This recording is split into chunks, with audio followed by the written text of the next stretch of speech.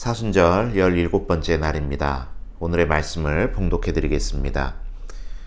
이스라엘의 쫓겨난 자를 모으시는 주 여호와가 말하노니 내가 이미 모은 백성 외에 또 모아 그에게 속하게 하리라 하셨느니라. 묵상을 위한 질문입니다. 새 봄이 왔음을 느끼고 있습니까? 춘례불사춘이라는 말이 있습니다. 먼 옛날 오랑캐 땅에 잡혀간 한 여인의 마음을 헤아려 본 시구로 봄이 왔으나 봄을 느낄 수 없다는 말입니다. 남의 땅에 머물고 있는 이에게 꽃이 피고 새가 오는 봄이 봄 같을 리 없었을 것입니다. 남의 땅 바벨론의 포로로 잡혀가 있던 유다 백성들이 느꼈을 마음도 이와 같았을 것입니다. 백성들은 그렇게 겨울을 살고 있지만 하나님께서는 그런 백성에게 봄을 선언하시며 백성들을 불러 모으십니다. 나라를 빼앗겼다 해서 거기가 끝이 아니라는 선언을 하신 것입니다. 다시 시작해보자고, 일어나라고, 돌아가자고 말입니다. 봄이 되면 겨우내 볼 수 없었던 것들을 보게 됩니다. 눈이 녹은 물이 흐르고 새싹이 돋는 것을 보게 되기에 봄에는 별명이 하나 있습니다. 새 봄입니다. 새 여름도, 새 가을도, 새 겨울도 없으니 새 봄은 봄만의 특권입니다. 포로된 백성들이 돌아오듯이 십자가 고난 이후 부활이 있습니다. 얼음 깨고 만나는 새 봄인 셈입니다. 어찌 살아야 할까요?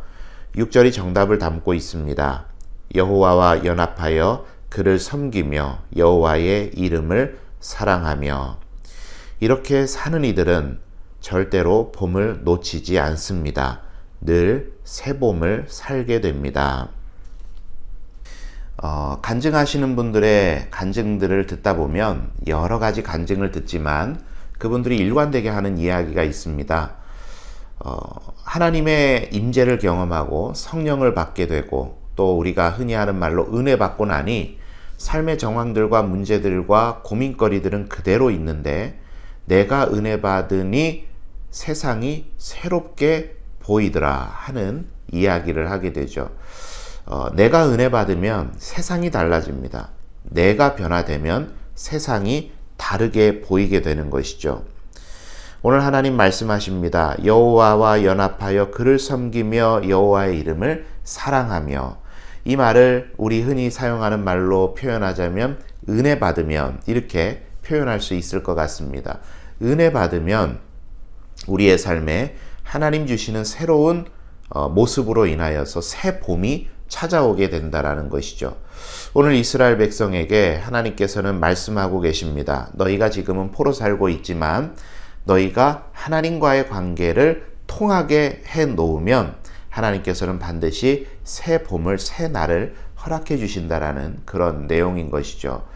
여러분, 우리가 여러 가지 삶의 문제들을 겪고 있고 오늘도 많은 문제들 속에 우리가 살아가겠지만, 하나님께 내가 먼저 은혜 받게 되면 상황이 달리 보이게 되고, 하나님께 은혜 받고 나면 하나님의 방법으로 그 많은 문제들을 헤쳐나갈 수 있는 길을 하나님께서는 보여주실 것입니다.